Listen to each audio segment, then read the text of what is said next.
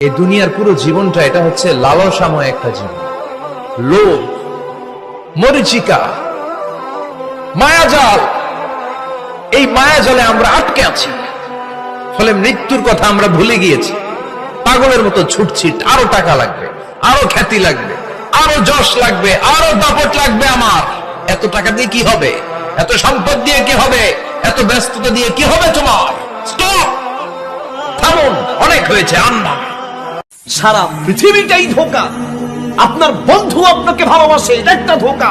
আপনার প্রতিবেশী আপনাকে ভালোবাসে, খোঁজ দিয়ে দেখেন স্বার্থ ছাড়া পৃথিবীর কেউ কাউকে ভালোবাসে না। পৃথিবীর প্রত্যেকটা মানুষের ভালোবাসার ভিতরে স্বার্থ আছে।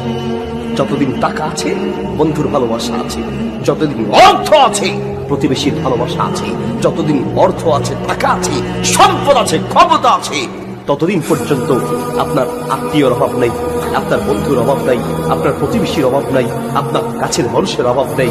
আজ অর্থ ছাড়া হন, অর্থহীন হন, অভাবী হন, গরিব হন, দেখবেন আশপাশের যাদের জন্য জীবন বাজি রেখে করেছেন মুহূর্তের ভিতরে সবার চেহারা পাল্টে যাবে। আপনি যে স্ত্রীর জন্য আজ হারাম ইনকামটা ছাড়তে পারছেন না, যে স্ত্রীর জন্য হারাম চাকরিটা ছাড়তে পারছেন না, যে সন্তানের কথা চিন্তা করে নিজের পায়ে নিজে কুড়াল বেড়ে আপনি হারাম টাকা ইনকাম করছেন, সুদ খাচ্ছেন, ঘুষ খাচ্ছেন, চিন্তা করছেন আমার ছেলের ভবিষ্যৎ, আমার মেয়ের ভবিষ্যৎ, আমার স্ত্রীর ভবিষ্যৎ। পৃথিবীর মানুষ অপরের চিন্তা করে কিন্তু নিজের খবর দেয়। অসুস্থ হলে আমার ছেলের কি হবে, অসুস্থ হলে আমার মেয়ের কি হবে, আমার স্ত্রীর কি হবে, আর অসুস্থ হলে মারা গেলে সন্তানের কি হবে চিন্তা করলেন, কিন্তু আপনার মৃত্যুর পরে আপনার কি হবে? আপনার কথা বলছে, আপনার কি হবে ভেবেছেন? অন্ধকারের কবরের ভিতরে মাটির তলায় চাপা দিয়ে যে চলে আসবে, কে থাকবে আপনার সাথে?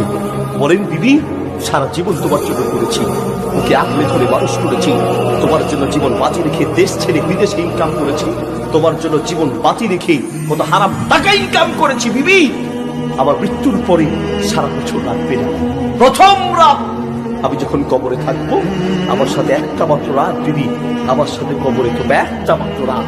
কলিজার টুকরা ছেলে, একটা মাত্র রাত আমার সাথে আমার কবরে থেকো। কলিজার টুকরা মেয়ে, একটা মাত্র রাত আমার সাথে আমার কবরে থেকে একটা মাত্র রাত রাজি হবে?